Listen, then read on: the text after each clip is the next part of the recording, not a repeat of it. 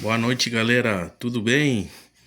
Meu nome é Diego Augusto e esse aqui é o canal Entreveiro de Ideias. Sejam muito bem-vindos. Espero que gostem deste canal, né? E se puderem dar like no vídeo, puderem compartilhar, né? Dá uma força aí, se inscreva no canal, tá bem? Obrigado. Bom, hoje vou bater um pequeno papo com vocês sobre Charlie Brown Jr., a banda Charlie Brown Jr., né?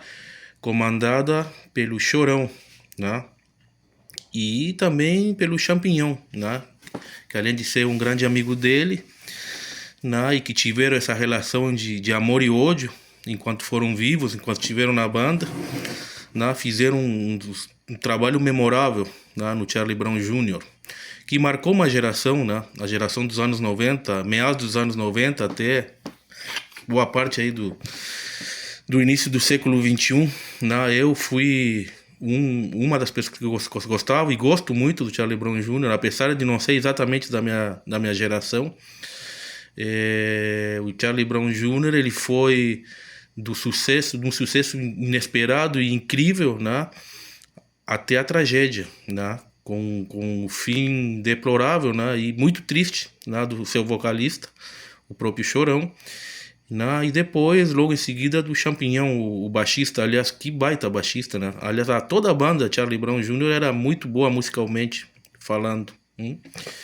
E é uma pena, né? Porque se a gente for ver, praticamente todas as músicas do Charlie Brown Jr., elas eram pautadas por falar da vida, falar do amor, falar da força, da esperança. Muitas dessas músicas elas falavam em ter força para seguir em frente, né, e não desistir, né, e mais os problemas internos da banda eram realmente muito muito fortes, né, principalmente a relação, como eu falei já, de amor e ódio entre o próprio Chorão e o Champignon e os outros integrantes também, mas principalmente esses dois. Era realmente uma coisa bem bem difícil, né? É claro que nós, como fãs da banda, a gente não tinha uma exata noção do que acontecia na parte interna, né? A gente foi conseguir entender isso aí depois, alguns anos depois, de tudo que aconteceu, depois que se desmanchou a banda, né? E tudo mais, a gente conseguiu ter uma certa luz das coisas que aconteciam. E hoje em dia a gente sabe bastante aí pela internet, por entrevistas, né? Pela biografia do Chorão, da banda, da própria esposa do Charlie Brown, a Grace, né? A gente sabe mais ou menos o que estava acontecendo.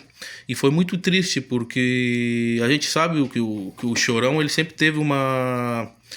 Ele saiu de baixo, realmente, saiu da periferia, né? E ele sempre teve ele foi a encarnação viva do rock and roll, né? Do louco, né? Daquele que levava tudo pela frente, né? Apesar de ter um grande coração, ele realmente ele comandava a banda e o que ele dizia se tornava lei. E isso se começou a gerar atritos internos que chegou uma hora que se tornaram insuperáveis para a banda, né? E ele era uma pessoa que não voltava atrás, muitas vezes, às vezes sim, às vezes não. E isso constrangia os outros integrantes do grupo, né? E até chegar uma hora, pelo que eu sei, que ele fez dois contratos na banda, um só para ele e outro para o resto da banda, onde obviamente ele ia ganhar mais. Essa foi a gota d'água para a desintegração da banda, né? E depois veio toda aquela tragédia, né, com o desaparecimento do Charlie Brown, da forma que a gente já sabe, que a gente conhece.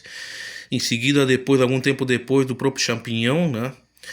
E tudo isso não é muito diferente do que aconteceu no rock. Se a gente vê a história do rock com outras bandas, não tem nada de diferente, né? Aconteceu com o vocalista do NXS, aconteceu com a Janis Joplin, aconteceu com o vocalista do The Doors, né? E por aí vai, né? Lamentavelmente, parece que isso se tornou um sinônimo, não diria uma constante, mas um sinônimo do rock and roll, né? E o caso do Charlie Brown é bem triste porque marcou uma geração, fez muito sucesso e faz até hoje, né? E eu, apesar de ser uma geração anterior, né, anos 80, Eu gostava muito do Charlie Brown. Meu filho, que hoje tem quase 30 anos, sempre foi fanático do Charlie Brown, então eu aprendi a escutar junto com ele, por incrível que pareça. E tem discos, principalmente o primeiro e o segundo disco, são incríveis, né? Do Charlie Brown.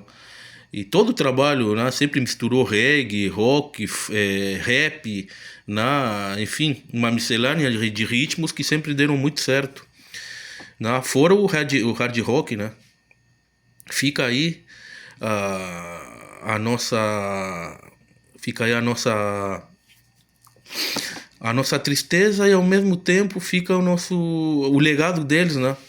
E a gente vai levar isso para sempre, isso não vai morrer, né? O legado que eles deixaram, né? Então, viva o rock and roll, né? E viva o Charlie Brown Jr. Valeu, galera.